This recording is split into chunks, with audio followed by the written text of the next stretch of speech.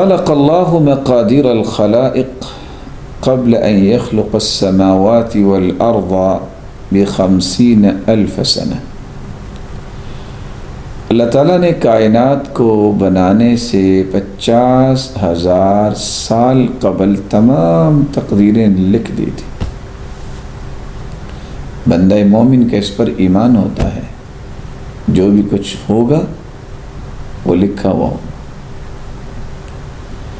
اس ایمان کے بعد تقوی کی ایک کیفیت اس کے اندر آ جائے، اور تقوی کی عمارت 4 پلرز پہ کھڑی ہوتی ہے۔ الخوف من الجلیل، اس کے اندر خوف صرف ایک اللہ کا، والعمل بالتنزیل، اور اس کی زندگی کے لیل و نہار وحی کے تابع ہوں، والقناعۃ بالقلیل، جو کچھ اللہ نے عطا کیا ہے اس پہ قناعت کر لے، والتزود لیوم الرحیل، اور آخرت کی تیاری کرنا، موت کی تیاری کرنا۔ یہ 4 چیزیں جب انسان کے اندر آ جائے تو متقی بنتا ہے۔ اور 6 چیزیں جس کا تذکرہ میں نے پہلے کیا کہ اللہ پر ایمان، فرشتوں پر ایمان، رسولوں اور کتابوں پر، اور آخرت اور تقدیر پر ایمان، یہ 10 چیزیں جس انسان کے اندر آئیں اس کو ولی کہتے ہیں۔ اور اللہ کے ولیوں پہ نہ دنیا میں کوئی خوف ہوتا ہے اور نہ آخرت میں کوئی خوف ہوگا۔ آج کل جو پوری امت کے لیے خوف کی کیفیت بن چکی ہے، اس خوف کے متعلق شریعت ہمیں رہنمائی کیا دیتی ہے؟ اور بینگ اے مسلم، کیا میرے اور آپ کے اندر ایسا خوف ہونا چاہیے؟ اور اس خوف سے نکلنے کے لیے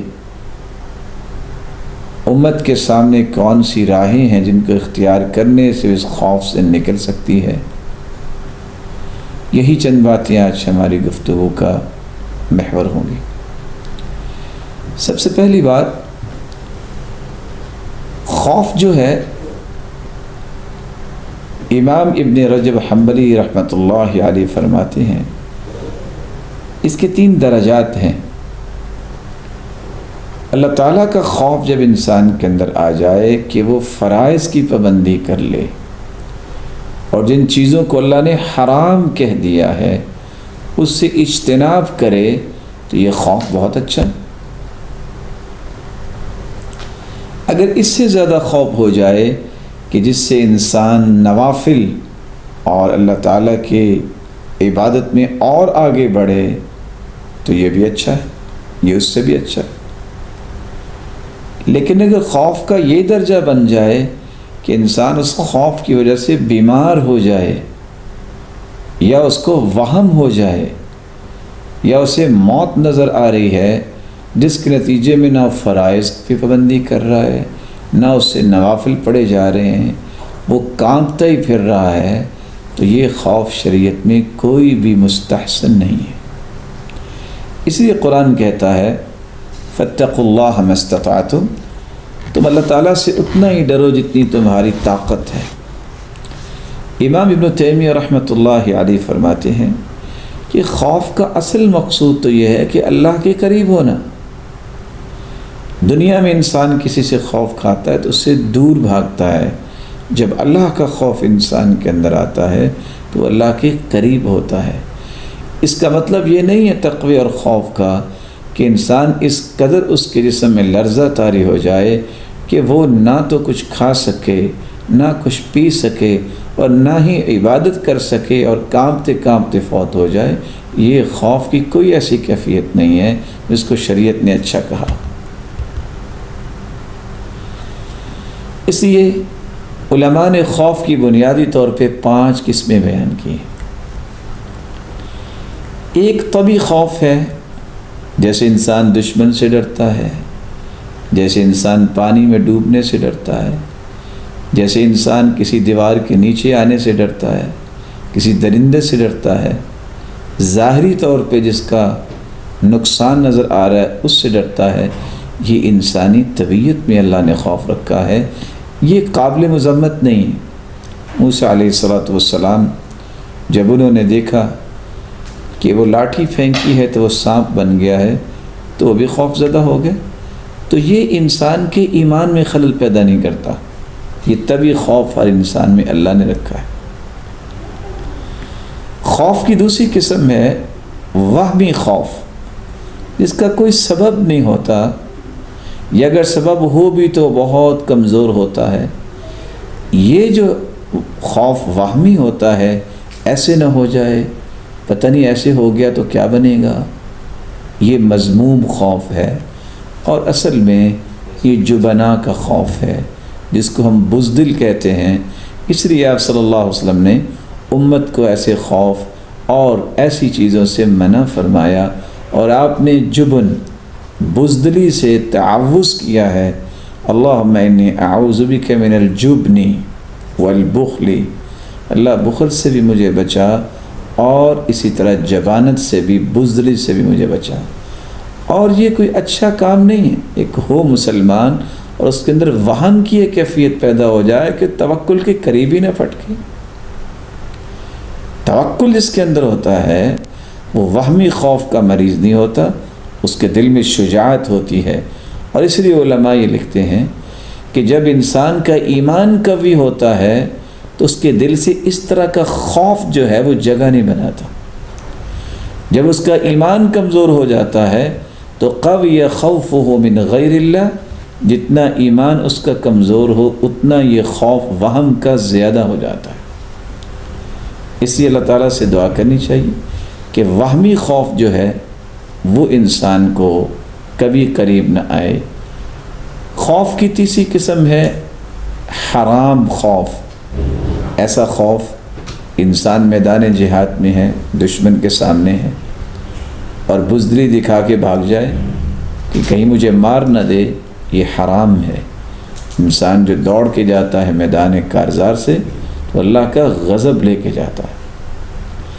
اسی طرح اگر وہ نیکی کا حکم کرنے سے خوف کھاتا ہے، برائی سے منع کرنے سے خوف کھاتا ہے کہ میں نے اگر نیکی کی بات کر دی تو مجھے تو لوگ مار دیں گے، اگر میں نے برائی سے منع کیا تو لوگ تو مجھے چھوڑیں گے نہیں.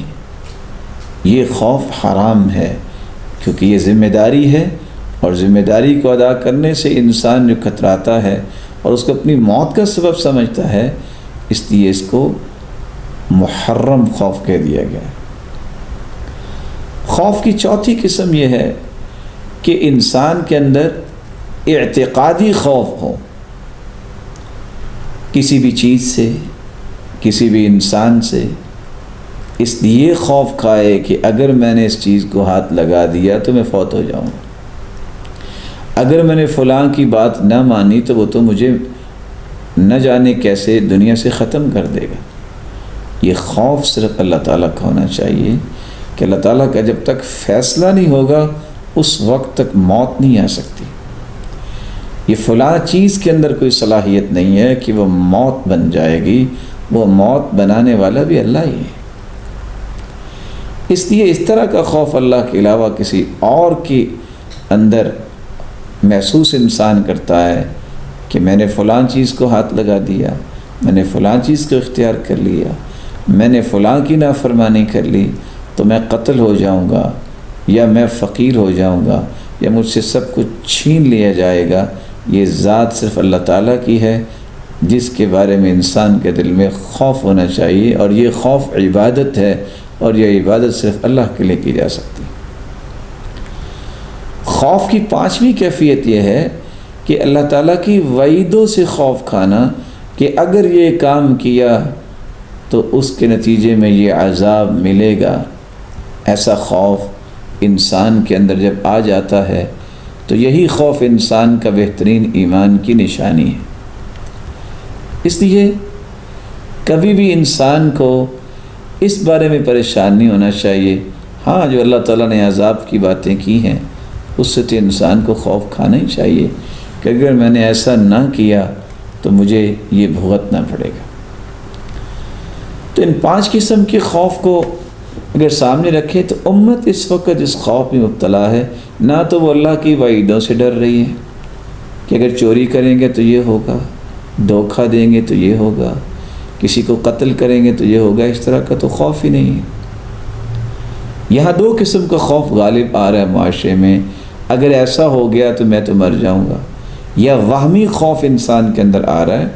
باقی ہر انسان کے اندر جو ہے طبعی خوف ہوتا ہے، اس کی کوئی بات نہیں ہے، لیکن وہم ہو جانا اور اللہ ذوالجلال کے فیصلے کے سوا کسی اور سے اس طرح ڈرنا کہ یہ موت اس کے سبب ہو جائے گی، یہ خوف ایک مسلمان کے اندر نہیں ہونا چاہیے۔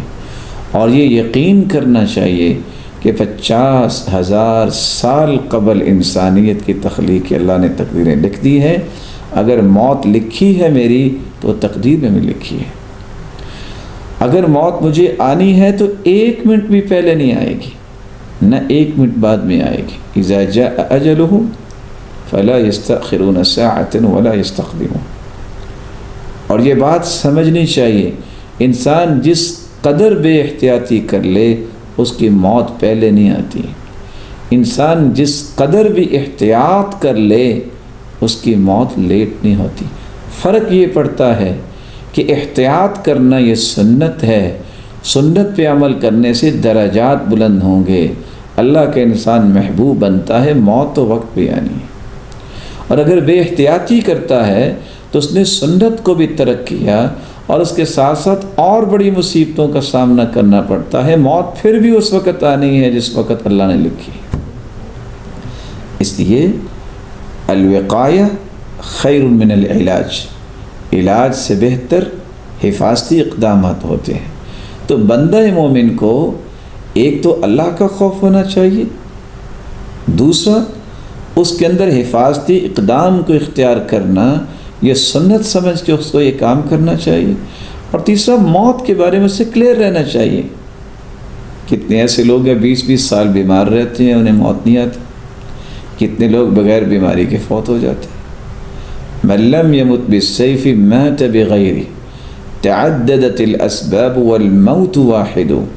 کچھ لوگوں کا ذہن ہوتا ہے شاید تلوار ہی ہمیں مارے گی، جو تلوار سے نہیں مرتا وہ گھر اپنی چارپائی اپنے بستر پہ لیٹا بھی فوت ہو جاتا ہے۔ اسباب مختلف ہے، موت ایک ہی۔ اس لیے ایک مومن جس کو ہم مسلمان اور مومن کہتے ہیں، اس کا ایمان ہونا چاہیے کہ اللہ عز و جلال کے فیصلے کے سوا کسی کا فیصلہ نافذ نہیں ہو سکتا۔ امت اس وقت جس خوف میں ہے، جس کے نتیجے میں کچھ لوگ احتیاط کی بات کرتے ہیں اور بڑی اچھی بات کرتے ہیں، اور حکومتیں بھی اس کی بات کر رہی ہیں، وہ اچھا کر رہی ہیں۔ کچھ لوگ اسی خوف کے نتیجے میں اس قدر امت کو خوف زدہ کر چکے ہیں کہ ہر شخص یوں سمجھ رہا ہے کہ ملک الموت آ چکا ہے، نہ جانے کس وقت میری گردن دبوچ دے گا۔ اور لوگ صحت مند بھی اس خوف کی وجہ سے بیمار ہو گئے، اور کچھ لوگ اس خوف کو لے کے انہوں نے ذخیرہ اندوزی کرنا شروع کر دی، اور اس قدر پریشان ہیں کہ شاید اگر میں 1 مہینے کا راشن اپنے گھر میں رکھ لوں گا تو شاید زیادہ سامان دے کہ فرشتہ ڈر کے واپس چلا جائے گا۔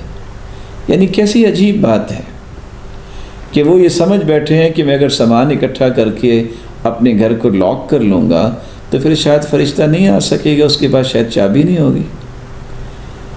تیرے رب نے جو فیصلہ کیا ہے اس فیصلے پہ کوئی بھی تبدیلی نہیں کر سکتا۔ اس لیے اس طرح کی ذخیرہ اندوزی کرنا، لوگوں کو خوف زدہ کر دینا، اور ہر وقت یہ سمجھنا کہ موت میرے سر پہ منڈلا رہی ہے، اس طرح کا خوف انسانیت کو تباہ کر دے گا۔ ایسا نہیں کرنا چاہیے۔ مومن خوف زدہ نہیں ہوتا، خوف زدہ ہوتا ہے تو اللہ کے عذاب سے، اللہ عز و جلال سے۔ ایسی کیفیت سے نکالنے کے لیے ایک مسلمان کو طریقہ کیا اختیار کرنا چاہیے؟ اس کو 5 طریقے اختیار کرنے چاہیے۔ پہلا طریقہ، سچی توبہ کرے، کیونکہ اس بات پہ 2 رائے نہیں، کوئی بھی مصیبت آتی ہے وہ اللہ نے لکھی ہے، قُلْ لَن يُصِيبَنَا إِلَّا مَا كَتَبَ اللَّهُ لَنَا، وہ اللہ نے لکھی ہوئی ہے، اور ہمارے گناہوں کی شامت ہے، اور ہماری کمی اور کوتاہی اور خطاؤں کی نحوست ہے جو آج ہر ایک کو برداشت کرنی پڑ رہی ہے۔ کچھ لوگ سوچ رہے ہوں گے یہ بات سن کے کہ نیک لوگ تو ہیں، ان کا کیا گناہ ہے؟ رسول اللہ صلی اللہ علیہ وسلم کا فرمان ہے ان اللہ اذا اراد ان ينزل سطوته على اہل نقمته، اللہ تعالیٰ جب گنہگاروں پہ اپنا عذاب ڈالنا چاہتے ہیں، فوافت آجال قوم صالحین، تو ان آفتوں میں، ان مصیبتوں میں نیک لوگوں کی بھی اجل آ جاتی ہے۔ ثم یبعثون علی نیاتہم، لیکن قیامت کے دن نیتوں کے مطابق اٹھائے جائیں گے۔ وہ نیک ہے تو ان کا بدلہ انہیں نیکی کا جنت ملے گا۔ زلزلہ آتا ہے، جانوروں کا کوئی گناہ نہیں ہوتا، وہ بھی مارے جاتے ہیں۔ اس کا مطلب یہ نہیں ہے کہ انسان اس قدر پریشان ہو جائے کہ میں تو نماز بھی پڑھتا ہوں، میں تو نیکیاں بھی کرتا ہوں، تو مجھے یہ مصیبت کیوں دیکھنا پڑ رہی ہے۔ احسب الناس ان يتركوا ان يقولوا آمنا وهم لا يفتنون، کہ لوگ یہ سمجھتے ہیں کہ میں نے ایمان کا دعویٰ کر لیا، ان کو فتنے میں نہیں ڈالا گیا اور یہ کافی ہو گیا۔ وَلَقَدْ فَتَنَّ الَّذِينَ مِن قَبْلِهِمْ وَلَيَعْلَمَنَّ اللَّهُ الَّذِينَ صَدَقُوا وَلَيَعْلَمَنَّ الْكَاذِبِينَ، ہم نے تم سے پہلے لوگوں کو بھی آزمایا اور ہم نے جانا کہ کون سچا ہے اپنے دعوے میں اور کون جھوٹا ہے اپنے دعوے۔ تو سچی توبہ کرنے کا طریقہ یہ ہے، انسان خوبصورت وضو کرے اور اس کے بعد دل لگا کے 2 رکعتیں پڑھے، اور پھر اپنے گناہوں پہ شرمندہ ہو کے اللہ کے سامنے اعتراف کرتے ہوئے آئندہ گناہ سے توبہ کر لے کہ میرے مالک، میں عزم مصمم کرتا ہوں کہ میں آئندہ کوئی گناہ نہیں کروں گا، تو مجھے معاف کر دے۔ یہ توبہ اور استغفار جو ہے یہ بھی انسان کی مصیبتوں کو ٹالنے کے ذریعہ ہے۔ وَمَا كَانَ اللَّهُ مُعَذِّبَهُمْ وَهُمْ يَسْتَغْفِرُونَ، قرآن کہتا ہے جس قوم کے اندر استغفار کرنے والے موجود ہوں اس قوم کو اللہ عذاب نہیں دیتے۔ دوسرا کام جو کرنے والا ہے، جو امت کو سنت سمجھ کے کرنا چاہیے، اللہ کے رسول صلی اللہ علیہ وآلہ وسلم نے جو احتیاطات امت کو عطا کی ہیں ان کو اختیار کرنا چاہیے۔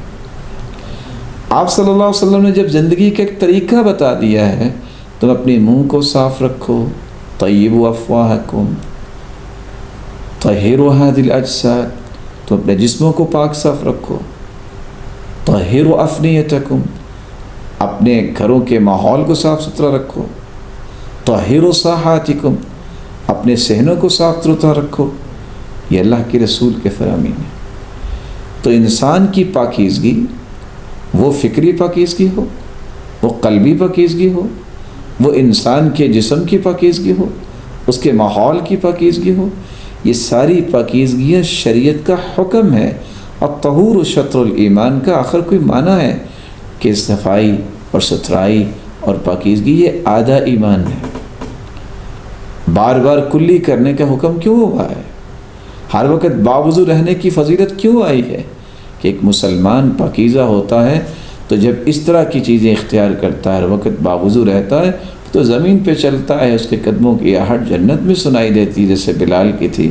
تو ایسے انسان اگر باوضو رہتا ہے تو رب تعالیٰ اسے بہت ساری مصیبتوں سے محفوظ فرما دیتے ہیں۔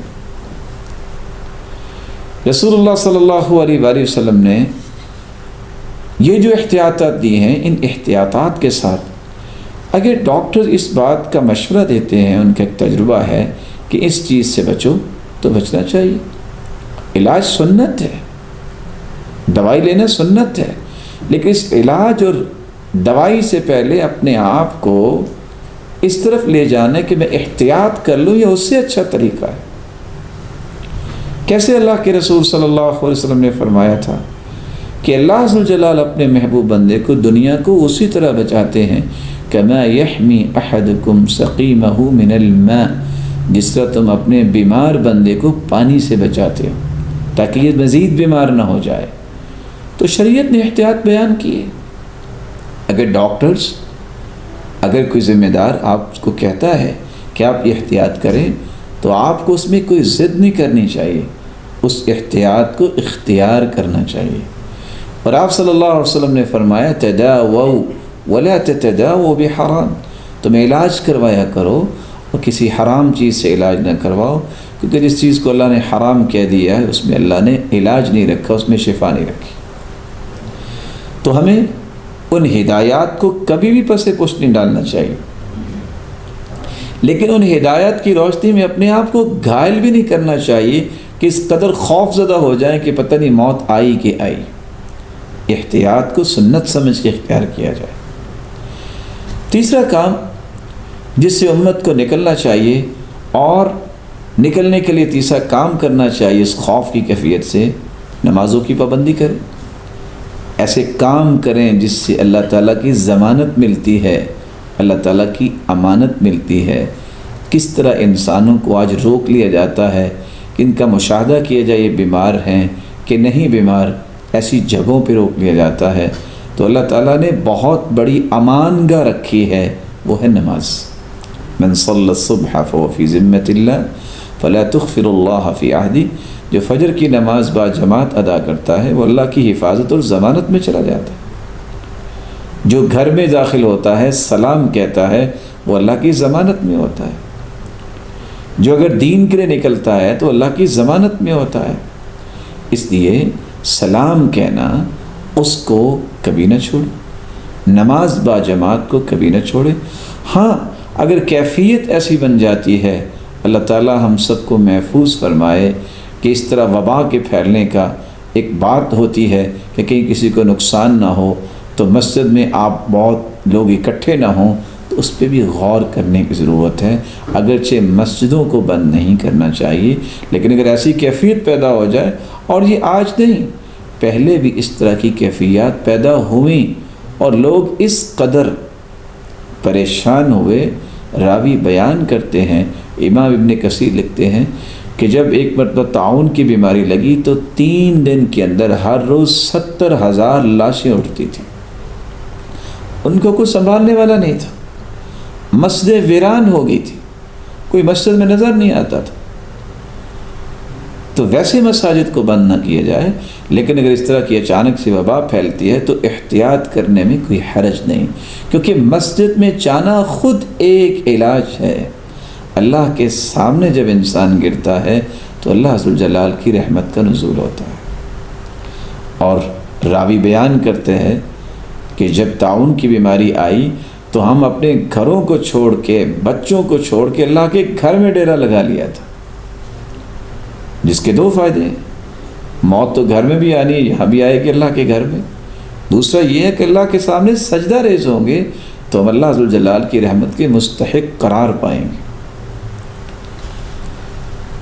چوتھا کام جو کرنے والا ہے وہ ہے انسان کو اللہ کے رسول صلی اللہ علیہ وسلم کی سکھائی ہوئی دعائیں جو ہے وہ صبح و شام ان کو معمول بنانا چاہیے۔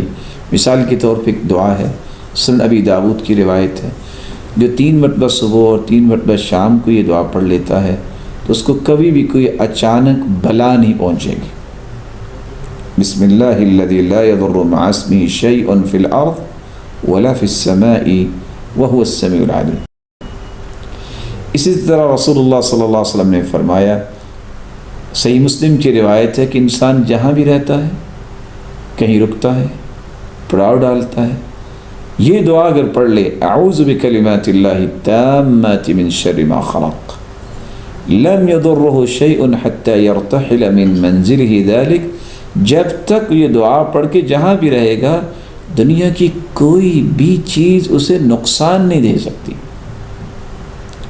اسی طرح تیسری دعا جو انسان کو معمول بنانا چاہیے، کسی کو غم آئے، بیماری آئے، کوئی بیماری، سقم نکرہ ہے، وَالنَّكِرَةُ تَدُلُّ عَلَى الْعُمُومِ، کوئی بھی بیماری ہو، انسان پہ کوئی سختی آ گئی ہے، کسی فکر میں مبتلا ہے، تو یہ دعا پڑھ لے، اللہ اللہ ربی لا اشرک بہ شیئا۔ صحیح الجامع کی روایت ہے، اس دعا پڑھنے والے کو رب تعالیٰ سختیوں سے ہی بچاتے ہیں اور فکر اور غم اور بیماریوں میں اس سے دور فرما دیتے ہیں۔ چوتھی دعا جو رسول اللہ صلی اللہ علیہ وسلم کثرت سے پڑھا کرتے تھے، جامع ترمذی کی روایت ہے، یا حی یا قیوم برحمتک استغیث۔ پانچویں دعا جو اللہ عز و جلال نے قرآن میں اتاری ہے، یہ وہ دعا ہے جو سیدنا یونس علیہ السلام نے 3 اندھیروں میں کی تھی، رات کا اندھیرا، پانی کا اندھیرا اور مچھلی کے پیٹ کا اندھیرا۔ امت اس وقت خوف اور پریشانی کے اندھیروں میں ڈوب چکی ہے۔ اگر یونس علیہ السلام یہ دعا پڑھیں، لا الہ الا انت سبحانک انی کنت من الظالمین، یہ دعا پڑھیں اللہ تینوں اندھیروں سے نکال کے انہیں لے آئیں۔ تو آج امت بھی یہ دعا پڑھے تو اندھیروں سے نکل سکتی ہے۔ اور حدیث کے آخر میں لفظ بھی یہ ہے لم يدع بها رجل قط الا استجاب اللہ له، جس مصیبت کے لیے انسان یہ دعا پڑھتا ہے اللہ ذوالجلال اس مصیبت کو اس سے دور فرما دیتے ہیں۔ اگرچہ لوگ اس کو آیت کریمہ سے بھی یاد کرتے ہیں، یہ رسول اللہ صلی اللہ علیہ وسلم پر نازل ہونے والے قرآن کی آیت کا کی حصہ ہے۔ چھٹی دعا جو ہمیں پڑھنی چاہیے، اللہم عافنی فی بدنی، اللہم عافنی فی سمعی، اللہم عافنی فی بصری، میرے مالک مجھے بدنی اور سمعی اور بصری عافیتوں سے نواز دے۔ اور 3 مرتبہ صبح اور 3 مرتبہ جو شام پڑھتا ہے اللہ ذوالجلال اس کو محفوظ کر دیتے ہیں۔ لا الہ الا انت، اس دعا کے آخر میں یہ الفاظ ہیں، توحید کا کلمہ بھی یہ آنا چاہیے تاکہ اللہ کی توحید کو جو خالص کرتا ہے اللہ اسے امن دے دیتے ہیں۔ الذین آمنوا ولم یلبسوا ایمانہم بظلم اولئک لہم الامن فہم مہتدون، جو توحید کو خالص کرتے ہیں، شرک کی آمیزش نہیں کرتے، اللہ تعالیٰ انہیں امن سے نوازتے ہیں، ہر بیماری سے، ہر مصیبت سے، ہر دکھ پریشانی سے، اور ہدایت یافتہ بھی یہی لوگ ہیں۔ رسول اللہ صلی اللہ علیہ وآلہ وسلم نے ایک 7ویں دعا بھی سکھائی ہے، اللہم انی اعوذ بک من منکرات الاخلاق والاعمال والاہواء والادواء، اللہ برے اخلاق، برے اعمال، بری خواہشات اور بری بیماریوں سے مجھے محفوظ فرما، میں تیری پناہ میں آتا ہوں۔ صحیح الجامع کی روایت ہے، اس دعا کو بھی یاد کر کے معمول بنانا چاہیے۔ اور 8ویں دعا، اللہم انی اعوذ بک من البرص والجنون والجزام ومن سیء الاسقام، اے اللہ برس کی بیماری سے، پاگل پن اور کوڑ سے اور تمام بری بیماریوں سے میں تیری پناہ مانگتا ہوں۔ اللہ کے رسول صلی اللہ علیہ وسلم یہ دعا بھی مانگا کرتے تھے، اللہم انی اعوذ بک من زوال نعمتک، اللہ جو نعمتیں ہیں مجھ سے زائل نہ کر دینا، صحت کی بھی نعمت ہے اللہ مجھ سے چھین نہ لینا، وتحول عافیتک، اور تو نے عافیت سے نوازا ہوا ہے یا اللہ اس کو تبدیل نہ کر دینا، وفجاءت نقمتک، اللہ اچانک کی سزا نہ مجھے دینا، وجمیع سخطک، تیری ہر قسم کی ناراضگی سے میں تیری پناہ مانگتا ہوں۔ یہ دعا بھی کرنی چاہیے جو صحیح مسلم کی روایت ہے۔ 10ویں دعا رسول اللہ صلی اللہ علیہ وسلم نے امت کو سکھائی ہے کہ جو شخص کسی بھی غم یا مصیبت میں یہ دعا پڑھ لیتا ہے، اللہم انی عبدک وابن عبدک وابن امتک ناصیتی بیدک ماض فی حکمک عدل فی قضاؤک اسألک بکل اسم هو لک سمیت به نفسک او علمته احدا من خلقک او انزلته في كتابك او علمته احدا من خلقك او استأثرت به في علم الغيب عندك ان تجعل القرآن العظيم ربيع قلبي ونور صدري وجلاء حزني وذهاب همي۔ اللہ کے رسول کا فرمان ہے یہ دعا جو پڑھ لیتا ہے اللہ اس کے غم کو خوشی میں تبدیل فرما دیتے ہیں۔ کس قدر یہ خوبصورت دعا ہے جس سے انسان کا غم خوشی میں تبدیل ہو جاتا ہے۔ آج امت کس قدر غم میں چلی گئی ہے، اور آپ صلی اللہ علیہ وآلہ وسلم نے فرمایا یہ دعا بھی یاد ہونی چاہیے، جب بھی کسی بیمار کو دیکھو تو یہ پڑھنا چاہیے، الحمدللہ الذی عافانی مما ابتلاک به وفضلنی علی کثیر ممن خلق تفضیلا، اللہ تیری ہی تعریف ہے، تو نے مجھے عافیت میں رکھا ہے اس مصیبت سے جس میں اس نے تجھے مبتلا کیا ہے۔ جب اس کو دیکھ کے پڑھے جو انسان بیچارہ بیمار ہے اللہ اس کو بھی صحت دے، اور اے اللہ تو نے مجھے کتنی فضیلت سے نوازا ہے۔ یہ دعا پڑھنے والا اللہ ذوالجلال کے ہاں اتنا محفوظ ہو جاتا ہے کہ رب تعالیٰ اس کو اس بیماری سے محفوظ فرما دیتے ہیں جس بیماری والے کو دیکھ کے انسان یہ دعا پڑھتا ہے تو اللہ ذوالجلال اس کو اس بیماری سے محفوظ فرما دیتے ہیں۔ 5واں کام جو کرنے والا ہے، میں پھر اس کی طرف آؤں گا کہ امت کے اندر یقین کی کیفیت ختم ہوتی جا رہی ہے، اور اللہ کے رسول صلی اللہ علیہ وسلم نے فرمایا تھا صلاح اول هذه الامه بالزہد والیقین ویہلک آخرها بالبخل والامل، پہلی امت کی اصلاح ہوئی تو ان کے اندر زہد تھا اور یقین تھا. امت کے آخری لوگ جو ہیں وہ اگر ہلاک ہوں گے تو بخیلی کی وجہ سے اور لمبی امیدوں کی وجہ سے. اور رسول اللہ صلی اللہ علیہ وآلہ وسلم نے کتنی اچھی بات بھی کہہ دی. اور صحابی کیا کہہ رہے ہیں؟ الصبر نصف الایمان والیقین الایمان کلہ. صبر، برداشت یہ آدھا ایمان ہے، اور یقین جو ہے یہ پورا ایمان ہے. اس لیے تو یقین کو ایمان والوں کی بنیادی صفت بیان کیا گیا ہے. وَبِالْآخِرَةِ هُمْ يُوقِنُونَ.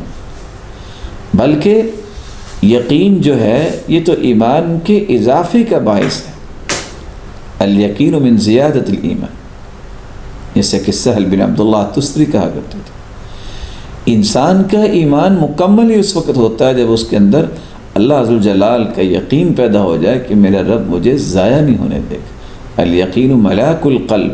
ابو بکر الوراق کہا کرتے تھے کہ دل کے اندر ایمان اس وقت جو ہے وہ جگہ بناتا ہے جب انسان کو اللہ پر یقین ہو جاتا ہے. محسنین کا بنیادی وصف بیان کیا گیا ہے. محسنین وہ ہیں الذین یقیمون الصلاۃ، جو نمازیں پڑھتے ہیں، ویؤتون الزکاۃ، اور وہ زکوٰۃ کو ادا کرتے ہیں، وہم بالآخرۃ ہم یوقنون، اور آخرت پر یقین رکھتے ہیں. اور آخرت پہ یقین رکھنے کا معنی ہے کہ ایک مالک ہے جس نے حساب لینا ہے، اس مالک پہ یقین رکھنا کہ وہ دنیا میں جو نیکیاں کرنے والا ہے اس کو ضائع نہیں کرتا، وہ کسی کے اعمال کی قدر کرتا ہے، اس کو ضائع نہیں ہونے دیتا. افضل ترین عمل کے بارے میں بھی اللہ کے رسول نے فرمایا وہ یہ ہے ایمان لا شک فی، ایسا ایمان ہونا چاہیے کہ اس میں شک کی گنجائش نہ. رسول اللہ صلی اللہ علیہ وسلم پر قرآن نازل ہوا ہے. آج امت کو لیڈرشپ کی ضرورت ہے اور قیادت اس کو نصیب ہوتی ہے. وَجَعَلْنَا مِنْهُمْ أَئِمَّةً يَهْدُونَ بِأَمْرِنَا لَمَّا صَبَرُوا وَكَانُوا بِآيَاتِنَا يُوقِنُونَ. جن کے اندر صبر اور برداشت ہوتی ہے اور جو یقین رکھتے ہیں اللہ تعالیٰ قیادت انہیں نصیب کرتے ہیں. اور امام ابن تیمیہ رحمۃ اللہ علیہ اس لیے کہا کرتے تھے بالصبر والیقین تنال الامامۃ فی الدین. برداشت اور یقین یہ انسان کو دنیا میں دین کا ایک لیڈر بنا دیتے. اور رسول اللہ صلی اللہ علیہ وسلم نے اس لیے تو امت کی رہنمائی کی کہ تم جب تک یقین سے نہیں مانگو گے اللہ تعالیٰ سے اس وقت تک تمہاری دعا قبول نہیں ہوگی. ادعوا اللہ وانتم موقنون بالاجابہ. یقین جب انسان کو اللہ تعالیٰ پہ ہو جائے، وہ لا الہ الا اللہ، اشہد ان لا الہ الا اللہ وان محمد الرسول اللہ یقین کے ساتھ پڑھ لے تو یہ کلمہ اس قدر عظیم ہے. یرجع ذلک الی قلب موقن الا غفر اللہ لہا، اللہ اس کے گناہوں کو معاف کر دیتے. یہ یقین ہی انسان کو قبر میں فائدہ دے گا. یقین والا ہی صحیح جواب دے پائے گا. اور فرشتے خود کہیں گے کہ تم نے یہ جو اچھے جواب دیے ہیں تم یقین کے ساتھ زندہ تھے اور آج یقین نے تمہیں فائدہ دے دیا. علی الیقین کنت وعلیہ مت وعلیہ تبعث. یقین کی زندگی گزارنے والے تم یقین پر ہی فوت ہوئے تھے اور قیامت کو اس یقین پر ہی اٹھائے جاؤ گے. اس لیے رسول اللہ صلی اللہ علیہ وآلہ وسلم نے فرمایا کہ جس شخص کے اندر یقین آ جاتا ہے وہ جنت میں جائے گا. آج مجھے اور آپ کو یہ یقین ہونا چاہیے کہ جو میرے رب نے لکھا ہے وہ ہونا ہے. ضروری نہیں کہ یہ وبا ہر ایک کو پہنچے گی، اور ضروری نہیں کہ جن کو یہ وبا پہنچے وہ فوت ہی ہو جائیں گے، اور ضروری نہیں ہے کہ جن کو وبا نہیں پہنچے گی وہ زندہ رہیں گے. فیصلہ پھر بھی اللہ کا ہوگا. کتنے ایسے لوگ فوت ہو جائیں گے جن کے وبا پہنچی نہیں ہوگی. کتنے ایسے لوگ ٹھیک ہو چکے ہیں جن کو یہ کرونا وائرس کی پریشانی تھی، اللہ نے ان کو صحت یاب کر دیا.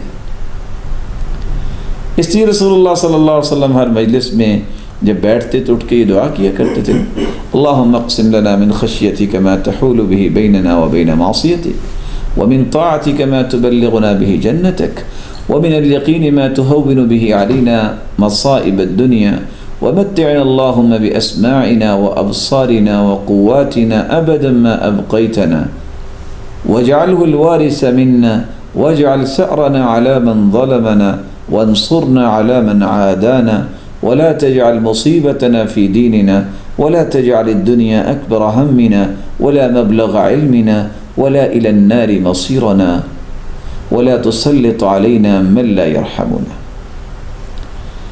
یا ایک سوال چھوٹا سا پیدا ہوتا ہے کہ مجھے کیسے پہچان ہوگی کہ میرے اندر یقین آ گیا ہے؟ فیروز آبادی لکھتے ہیں کہ انسان کو یقین کی 3 علامتیں تلاش کرنی چاہیے. جب انسان کے اندر یقین آ جائے اللہ تعالیٰ کی ذات کا تو قلت مخالطۃ الناس فی العشرہ، وہ پھر لوگوں کے ساتھ اتنا جو ہے وہ اٹیچ نہیں ہوتا، اس کا تعلق پھر اللہ کے ساتھ ہوتا ہے. کہتا ہے میرے مالک نے کرنا ہے، لوگ کچھ نہیں کر سکتے. ترک المدح لہم فی العطیہ، کوئی اس کی تعریف کرے یا نہ کرے اس کو کبھی پریشانی نہیں ہوتی، یہ اس کے یقین کی کیفیت ہے. التنزہ عن ذمہم عند المنع، اگر لوگ اسے کچھ بھی نہیں دیتے تو وہ کبھی کسی کی مذمت نہیں کرتا، کسی کے بارے میں زبان نہیں کھولتا، یہ اس کے یقین کی نشانی ہے. اس لیے قرآن مجید میں اللہ تعالیٰ نے یقین والوں کے اوصاف رکھے ہیں. ان اوصاف کو ضرور سمجھنا چاہیے اور مجھے اور آپ کو یہ دیکھنا چاہیے کہ کیا یہ یقین کی کیفیت میرے اور آپ کے اندر ہے. اہل یقین کی سب سے پہلی صفت قرآن نے بیان کی ہے کہ وہ غیب پر ایمان لاتے ہیں. آج ٹیبلٹ اور کیپسول اور ویکسین اور طرح طرح کی چیزیں میں نظر آتی ہیں، اس پہ تو ایمان ہوتا ہے کہ اس سے بچ جائیں گے، میں ماسک پہن لوں گا اس سے بچ جاؤں گا. اللہ پہ بھی یقین ہونا چاہیے وہ بچائے گا.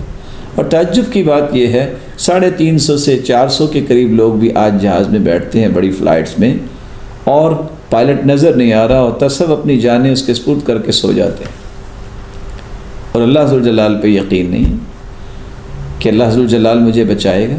اور اس قدر خوف کی کیفیت میں کہ پتہ نہیں ہوگا کیا ہوگا، وہی ہوگا جو میرے رب نے لکھا. کچھ لوگوں کا ذہن ہوتا ہے اگر ایسے کر لیا تو پھر میں بچ جاؤں گا، نہیں، پھر بھی اللہ بچائے گا. علاج کر لو گے اور علاج کے لیے جاؤ گے پھر بھی اللہ بچائے گا. فیصلہ اللہ کا نافذ ہونا ہے. اور صفت یہ ہے مومن کی کہ وہ قضاء و قدر پر ایمان لاتا ہے. اللہ نے جو فیصلہ کر دیا ہے وہی نافذ ہونا ہے، کبھی کسی اور کا فیصلہ نافذ نہیں ہوگا. اللہ ذوالجلال مدبر الکون ہے، جس کے بارے میں لکھ دیا ہے کہ اس نے فوت ہونا ہے اس نے فوت ہونا ہے، دنیا جہان کے علاج کروا لے. اور جس کے بارے میں لکھا ہے کہ نہیں ہونا اس کی زندگی اور بھی ہے، جو مرضی اس کو بیماری لگ جائے، جو مرضی اس کو ہو جائے، اللہ اسے موت نہیں دیں گے. اللہ تعالیٰ کے فیصلے اٹل ہیں. یقین کرنے والوں کی دوسری صفت یہ ہوتی ہے کہ ان کو یہ یقین ہوتا ہے کہ پوری کائنات کو چلانے والے تو اللہ تعالیٰ ہیں. بعض لوگ کس قدر پریشان ہوتے ہیں کہ یہ بچہ اصل میں فوت اس لیے ہو گیا کہ میرے خامد اس کو بر وقت ہاسپٹل میں لے کے گئے، اور خامد کہتا ہے کہ اچھا میری اہلیہ نے اس کا خیال نہیں کیا. اچھا اہلیہ خیال کرتی تو فرشتے نے خوف زدہ ہو جانا تھا کہ چلو یہ خیال کر رہی تو میں نہیں جاتا، ملک الموت واپس چلا جاتا. یا یہ ہے کہ وقت پہ اگر خامد لے جاتا، حالانکہ لے جانا چاہیے، یہ سنت ہے، وقت پہ دوائی لینی چاہیے، یہ بھی سنت ہے. اگر وہ لیٹ ہو گیا کسی وجہ سے پریشانی ہے نہیں پہنچ پایا تو یہ الزام لگا دینا کہ یہ فوت ہوا ہے تو اس لیے کہ وقت پہ ہاسپٹل نہیں پہنچا. اس کا مطلب ہے کہ اگر ہاسپٹل پہنچ جاتا تو پھر ڈاکٹروں کے وہ انسٹرومنٹ دیکھ کے ملک الموت خوفزدہ ہو کے واپس چلا جاتا. ایسا نہیں ہے. یہ سب سے پہلے عقیدے کو درست کرنے والی بات ہے. پھر بھی زندگی اللہ نے دینی تھی.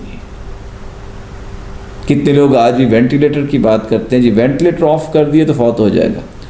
یہ تصور غلط ہے. یعنی وینٹیلیٹر جو ہے فرشتے کو روک کے بیٹھا ہے. یہی تو وہ مصیبت ہے کہ آج امت اس وقت پریشان ہے، اس کو سمجھ نہیں آ رہی کرنا کیا ہے، اس کا یقین ہی کوئی نہیں ہے. یہ انسٹرومنٹ پہ، یہ چھوٹی چھوٹی چیزوں پہ وہ اعتماد کر بیٹھا کہ یہ بچائیں گی. یہ کیسے بچائیں گی؟ ڈاکٹرز بچائیں گے. ڈاکٹر بڑے بڑے نیک ڈاکٹر ہیں، اللہ تعالیٰ سب کو سلامت رکھے، سب کی حفاظت فرمائے. میرے محترم، اگر ڈاکٹرز کسی کی جان بچا پاتے تو کسی ڈاکٹر کو موت نہ آتی. ڈاکٹروں کے ہاتھ پہ بھی اللہ ہی شفا رکھتے ہیں. ڈاکٹر تو ایک سبب بنایا اللہ تعالیٰ نے، لیکن ان کی دوائی میں، ان کے علاج میں جب تک اللہ کا فیصلہ نہیں آتا جان نہیں بچا سکتے۔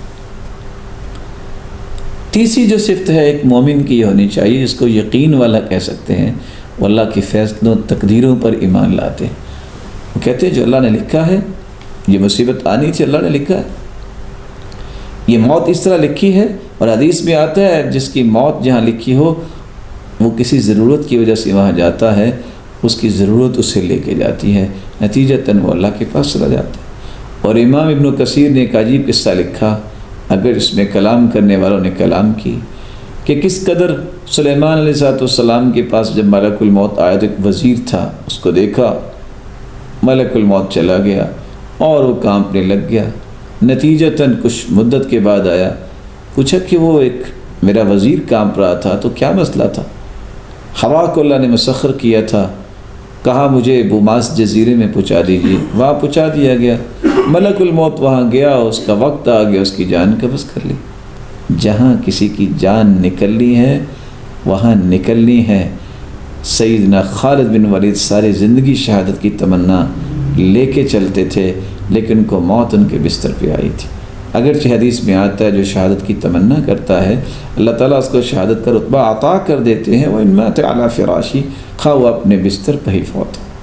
اس لیے اس قدر جو ہے وہ خوف سے اپنے آپ کو ہلاک کرنے کی طرف لے جانا، یہ کوئی رویہ اچھا نہیں ہے۔ اللہ کے فیصلوں اور تقدیروں پر ایمان لائیے، اور تقدیریں اللہ نے 50,000 سال پہلے لکھ دی ہیں۔ کیا لکھی ہے وہ بھی اس کے علم میں ہے۔ ہمیں تقدیر کا مکلف نہیں بنایا گیا کہ ہم دیکھیں کہ لکھا کیا ہے، ہمیں مکلف بنایا گیا ہے اعملوا فکل میسر لما خلق لہ، تم عمل کرو، احتیاطات اختیار کرو، عمل میں سے نماز پڑھو، اسی طرح اپنے آپ کو باوضو رکھو، اور اسی طرح رسول اللہ صلی اللہ علیہ وسلم نے فرمایا کہ غسل کرو، اپنے صحنوں کو صاف ستھرا رکھو، صفائی کا خیال رکھو۔ جن جن اعمال کا حکم دیا گیا ہے، جن جن دعاؤں اذکار کا حکم دیا گیا، ہم اس کے مکلف ہیں، ہم تقدیر کو پڑھنے کے مکلف نہیں ہیں۔ اہل یقین کی ایک صفت اللہ تعالیٰ نے یہ بھی بیان کی ہے کہ وہ شریعت کو مقدم کرتے ہیں۔ افحکم الجاہلیت یبغون ومن احسن من اللہ حکما لقوم یوقنون، وہ اللہ کے حکموں کو مقدم کرتے ہیں کیونکہ یقین ان کے اندر ہے۔ نفع نقصان کا مالک وہ اللہ تعالیٰ کو سمجھتے ہیں۔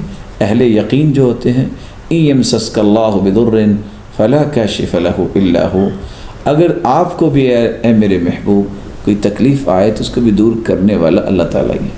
وَيُرِدْكَ بِخَيْرٍ فَلَا رَادَّ لِفَضْلِهِ، اور اگر اللہ تعالیٰ رحمت سے نوازنا چاہتے ہیں تو کوئی اس کو رد نہیں کر سکتا۔ اور یہ بات تو اللہ کے رسول نے بچوں کو سمجھائی تھی، عبداللہ بن عباس کو فرمایا احفظ اللہ یحفظک، میں تمہیں کچھ کلمات سکھانا چاہتا ہوں، اللہ تیری حفاظت کرے گا تو ان کی حفاظت کر لیں۔ انی اعلمک کلمات احفظ اللہ یحفظک، احفظ اللہ تجدہ تجاہک، اور وہ کلمات کیا تھے؟ اذا سألت فاسأل اللہ، جب بھی تم نے مانگنا ہے تو اللہ تعالیٰ سے مانگا کر۔ وَإِذَا اسْتَعَنْتَ فَاسْتَعِنْ بِاللَّهِ، اور اگر تمہیں مدد کی ضرورت ہے تو رب تعالیٰ سے مدد طلب کرنا۔ وَعَلَمْ أَنَّ الْأُمَّةَ لَوْ اجْتَمَعَتْ عَلَىٰ أَن يَنْفَعُوكَ بِشَيْءٍ لَمْ يَنْفَعُوكَ إِلَّا بِشَيْءٍ قَدْ كَتَبَهُ اللَّهُ لَكَ، پوری دنیا اکٹھی ہو جائے تمہیں نفع دینے کے لیے، جو چاہے آپ احتیاطات کر لیں، اگر اللہ عز و جلال نے لکھا ہے تو نفع ملے گا، وگرنہ نہیں ملے گا۔ وَلَوْ اجْتَمَعُوا عَلَىٰ أَن يَضُرُّوكَ بِشَيْءٍ لَمْ يَضُرُّوكَ إِلَّا بِشَيْءٍ قَدْ كَتَبَهُ اللَّهُ عَلَيْكَ، اگر ساری دنیا تمہیں تکلیف دینا چاہے تو تمہیں تکلیف نہیں ملے گی جب تک تیرا رب نہیں چاہے گا۔ اس لیے اللہ عز و جلال پر یقین رکھنا اور اللہ عز و جلال کے خوف اپنے اندر پیدا کرنا، یہ وہ صلاحیت جب تک مسلمانوں کے اندر نہیں آئے گی اس وقت تک یہ پریشانیاں ان سے دور نہیں ہوں گی۔ میری اللہ تعالیٰ سے دعا ہے کہ اللہ عز و جلال ہمارے اندر یہ یقین کی کیفیت پیدا فرمائے۔ یہاں دو تین باتیں میں اور بھی آپ کی خدمت میں پیش کرنا چاہوں گا۔ کس قدر سہانا وقت سحری کا، جب اللہ عز و جلال آسمان دنیا پہ نزول فرماتے ہیں جیسے کہ اس کی شان کو لائق۔ ڈاکٹر کے قریب چلے جائیں یا ڈاکٹر کسی کی طرف توجہ کرے تو کتنی دل کو تسلی ملتی ہے کہ میں ٹھیک ہو جاؤں گا۔ تیرا مالک، میرا مالک رات کے آخری حصے میں آسمان دنیا پہ نزول فرماتے ہیں جیسے اس کی شان کو لائق، اس وقت اٹھ کے دعا کریں۔ حدیث میں آتا ہے جو شخص یہ رات کو اٹھ کے یہ پڑھتا ہے سبحان اللہ والحمد للہ ولا الہ الا اللہ واللہ اکبر ولا حول ولا قوت الا باللہ، جو اس کے بعد دعا کرو گے اللہ اسے پورا فرما دیں گے، اللہ اسے عطا کر دیں گے۔ بارش کا وقت ہے، دعا کیجئے، دعا رد نہیں ہوتی۔ الدعاء بین الاذان والاقامت لا ترد، اذان ہوئی ہے اور جماعت، یہ درمیان میں جو 10 سے 15 منٹ کا فرق ہے، ان اوقات کو استعمال کیجئے، دعا کیجئے، اللہ تعالیٰ تمہاری دعاؤں کو رد نہیں کریں گے۔ اضطراب کی حالت میں دعا کیجئے، پریشانی کی حالت میں اللہ رد نہیں کریں گے۔ یہی تو وجہ ہے۔ کچھ لوگ پوچھتے ہیں کہ کافر، ان کے ساتھ کیا ہوگا؟ کافر بھی اگر مظلوم ہو تو اللہ ان کی دعا بھی سنتے ہیں۔ کافر اگر اضطراب کی کیفیت میں ہو تو اللہ اسے بھی جو ہے اپنی رحمت سے نوازتے ہیں۔ اس لیے کچھ لوگ اس قدر مصیبت میں چلے جاتے ہیں کہ جب اللہ عز وجلال کی طرف رجوع ہوتا ہے تو اللہ عز وجلال ان کے رجوع کو قبول کرتے ہیں۔ اور آپ نے دیکھا ہوگا بکریاں رات کو سوتی ہیں اور فجر سے پہلے پہلے اٹھ جاتی ہیں، اور یہ نزول برکت کا وقت ہوتا ہے۔ اسی بنا پر بکری کی نسل میں دیکھیں کتنی برکت ہے۔ اور آپ نے دیکھا کہ کتے رات کو رات بھر بھونکتے رہتے ہیں، جو ہی فجر کے قریب ہوتا ہے تو سو جاتے ہیں، اس لیے برکت سے محروم رہتے ہیں۔ آج ہمیں اپنی زندگی کے معمولات کو بھی بہتر کرنا چاہیے۔ ہماری راتیں فضولیات میں جو گزرتی ہیں، ان راتوں کو قیمتی بنائیے۔ جاگنا ہے، تہجد پڑھیے، قرآن پڑھیے، دعا کیجیے، اور صبح کے وقت لوگ سو جاتے ہیں۔ رسول اللہ صلی اللہ علیہ وآلہ وسلم کے بتائے ہوئے اس فرمان کو بھی یاد رکھنا چاہیے، اور وہ کیا ہے؟ بورک لامتی فی بکورہا، اللہ تعالیٰ نے میری امت کے صبح کے وقت میں برکت ڈال دی ہے۔ امام قرطبی نے ایک بہت خوبصورت بات لکھی ہے کہ جس شہر میں 4 قسم کے لوگ ہوں اللہ تعالیٰ ان کو بلاؤں سے محفوظ کر دیتے ہیں۔ ان کی کتاب ہے الجامع لاحکام القرآن۔ نمبر 1، امام عادل لا یظلم، عادل بادشاہ جس جگہ ہو، ظلم نہ کرتا ہو، وہاں بلائیں نہیں آئیں گی۔ عالم علی سبیل الہدی، ایسا عالم جو لوگوں کو صحیح راستہ دکھانے والا ہو، اللہ تعالیٰ ان لوگوں کو بھی محفوظ فرماتے ہیں بلاؤں سے۔ ومشائخ یأمرون بالمعروف وینہون عن المنکر ویحرضون علی طلب العلم والقرآن، ایسے نیک لوگ جو نیکی کا حکم کرتے ہیں، برائی سے منع کرتے ہیں، اور لوگوں کو طلب علم اور قرآن پہ ابھارتے ہیں کہ قرآن پڑھو، علم کی طرف آؤ، اللہ تعالیٰ ایسے لوگوں کو بھی بلاؤں سے محفوظ فرماتے ہیں۔ اور چوتھی بات امام قرطبی نے لکھی ہے وَنِسَاؤُهُمْ مَسْتُورَاتٌ لَا يَتَبَرَّجْنَ تَبَرُّجَ الْجَاهِلِيَّةِ الْأُولَى، ایسی عورتیں جس علاقے کے اندر باپردہ عورتیں ہوں اور بے پردگی پھیلانے والی نہیں ہیں، اللہ تعالیٰ ایسی قوم کو بھی محفوظ فرماتے ہیں۔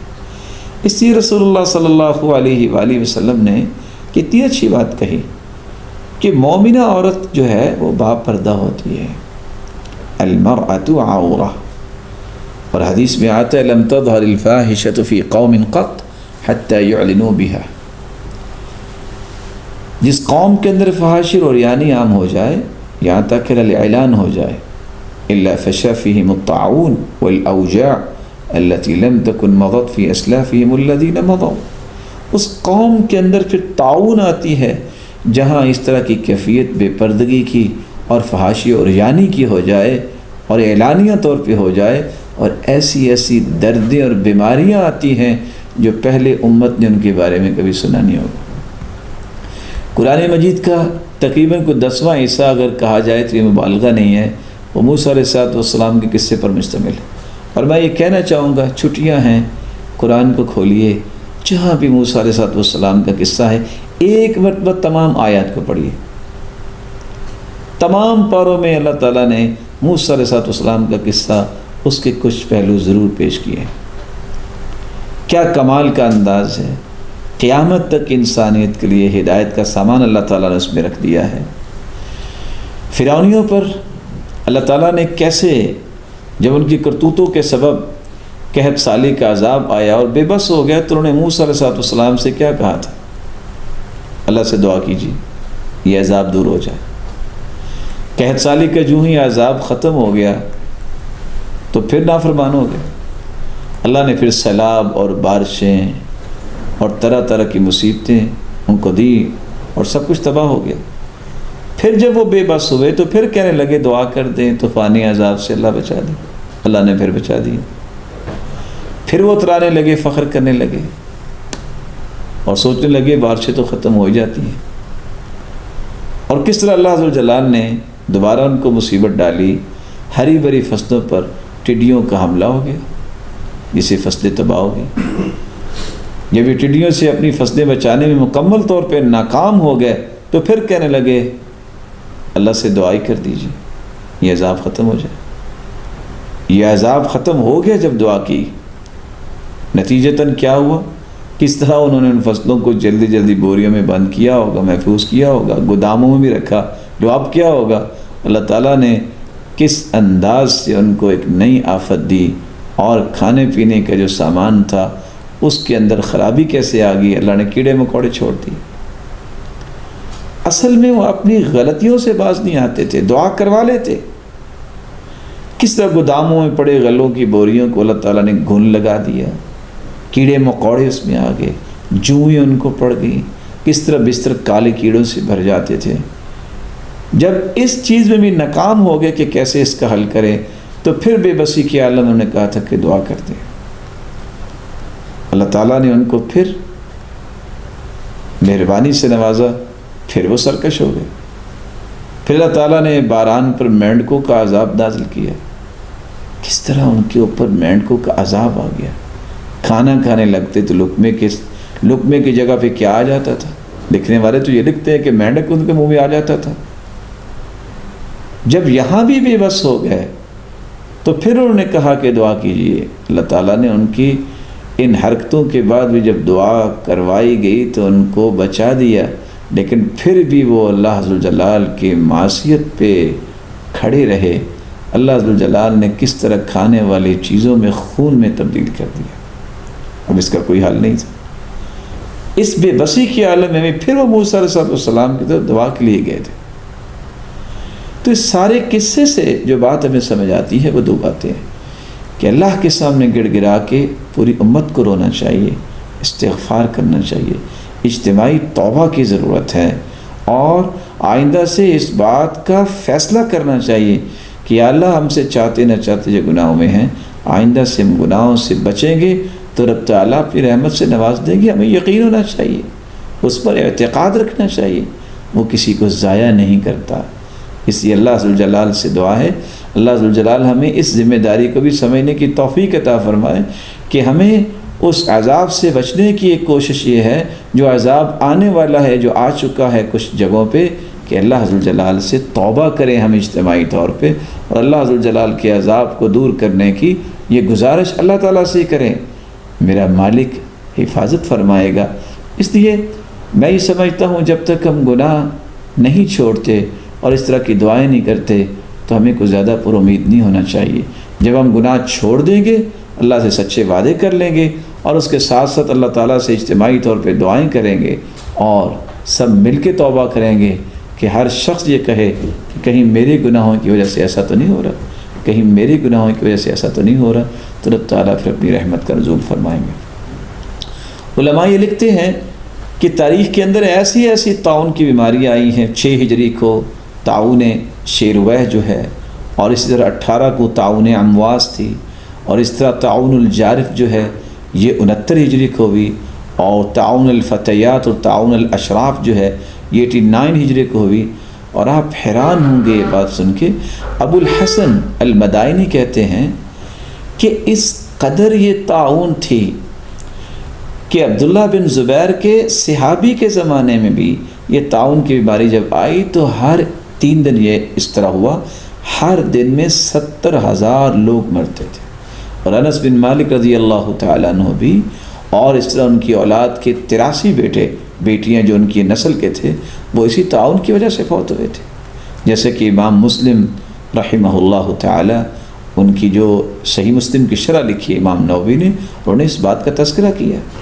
اور 449 ہجری میں جب ایک وبا پھیلی، کیسی وبا؟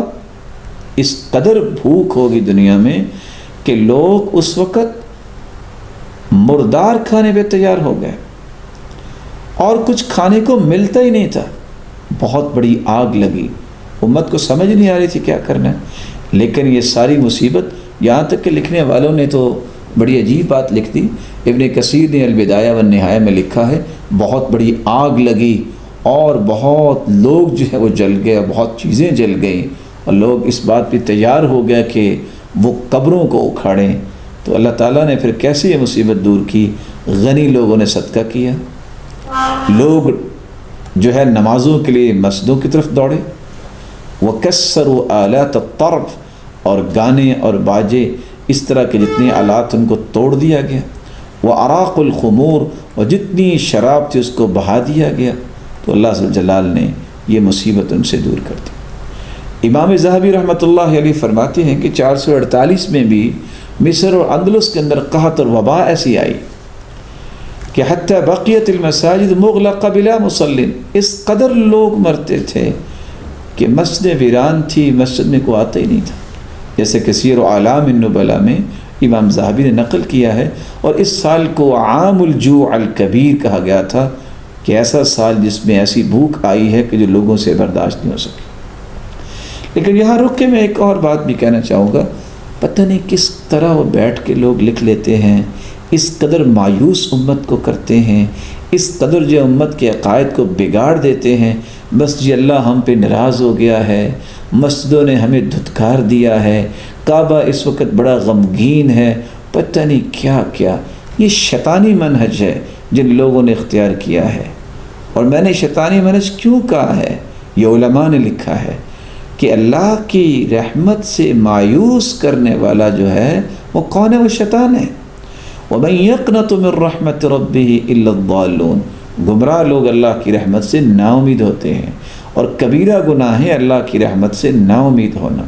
إِنَّهُ لَا يَيْأَسُ مِن رَوْحِ اللَّهِ إِلَّا الْقَوْمُ الْكَافِرُونَ، کافر لوگ مایوس ہوتے ہیں، اس لیے تو خودکشیاں کرتے ہیں. مسلمان مایوس نہیں ہوتا.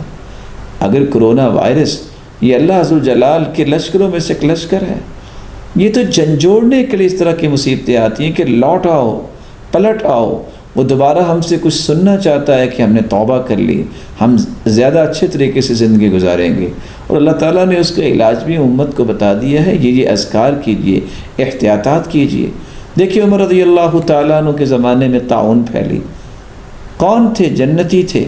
فرمایا لو کان بعدی نبی لکان عمر، اگر میرے بعد کوئی نبی ہوتا تو وہ عمر ہوتا. تو کیا انہوں نے کہا تھا کہ اب جو ہے اللہ تعالیٰ کا غضب آیا ہے اس لیے ایسا ہوا ہے؟ اللہ تعالیٰ کا فیصلہ ہے. رسول اکرم صلی اللہ علیہ وسلم کے زمانے میں کس طرح شیب ابی طالب میں 3 سال تک محصور ہو گئے، کس قدر لوگ جو ہے پتے کھا کے گزارا کرتے تھے. تو کیا اس وقت آپ کیا کہیں گے کہ اللہ تعالیٰ ناراض ہو گئے تھے؟ یہ اللہ ذو الجلال کے فیصلے ہیں. اللہ ذو الجلال کی رحمت اس کے غضب پہ حاوی ہے. اس سے لوگوں کو اس بارے میں نا امید کر دینا کہ اصل میں مسجدیں کب جو ہے وہ بند ہوتی ہیں، مسجدوں نے کیسے دھتکار دیا ہے، زمین بھی رو رہی ہے اور بیت اللہ بھی رو رہا ہے، اس طرح کی باتیں کر کے امت کو نا امید کر دینا اللہ تعالیٰ کی رحمت سے، یہ بہت بڑا جرم ہے. اللہ کی رحمت کی امید دلانی چاہیے.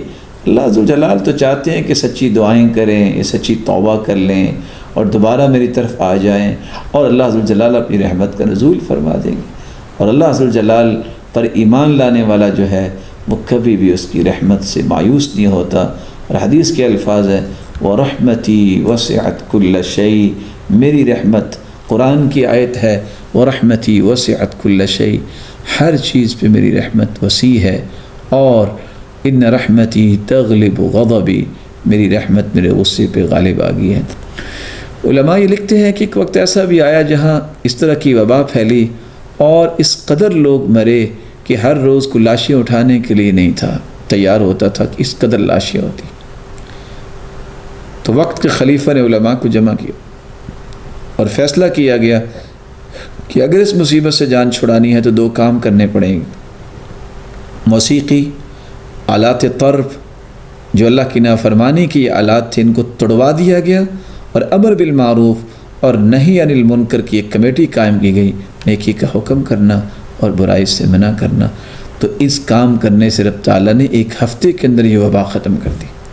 یہاں رک کے میں ایک اور بھی گزارش کروں گا، جو احادیث کے اندر اذکار آئے ہیں، دعائیں آئی ہیں، ان دعاؤں اور اذکار پر اعتماد کرنا چاہیے. خود گھڑ گھڑ کے اور بناوٹی خوابیں اور اس طرح کی باتیں کہ اللہ کے رسول آئے اور انہوں نے یہ کہا خواب میں کہ یہ پڑھو. اللہ کے رسول کے پاس تو اللہ ذوالجلال کی کوئی وحی اس وقت نہیں آئی. جب عمر رضی اللہ تعالیٰ عنہ کے زمانے میں طاعون آئی، اس وقت تو اللہ کے رسول نے خواب میں آ کے نہیں بتایا کہ یہ دعا پڑھیں. جو سکھا کے گئے ہیں ان پر اعتماد کیجئے، ان کو یاد کیجئے، ان اذکار کو لیجئے، اور ادھر ادھر کی باتوں میں اپنا وقت ضائع نہ کیجئے. رسول اکرم صلی اللہ علیہ وسلم کے بارے میں صحابی نے سچ کہا ہے، ان خیر الہدی ہدی محمد صلی اللہ علیہ وسلم. بہترین ہدایت وہ ہے جو اللہ کے رسول نے دی ہے. حدیثیں آ چکی ہیں، قرآن موجود ہے، اس سے بڑی کوئی نعمت نہیں ہے. کوئی کچھ خواب کی بات کرتا ہے، کوئی کچھ خواب کی بات کرتا ہے. یہ خواب صحابہ کو پہلے آنی چاہیے تھی کہ اللہ کے رسول ان کو آ کے بتاتے، عبداللہ بن زبیر کو بتاتے، اور سیدنا انس جو اس طاعون کی بیماری میں شہید ہو گئے ان کو بتاتے. اور کتنے ایسے طاعون کی کتابیں لکھنے والے جو ہیں ان کو بھی طاعون کی بیماری لگی اور وہ فوت ہو گئے. اس لیے اس طرح کی باتوں پہ توجہ نہیں دینی چاہیے.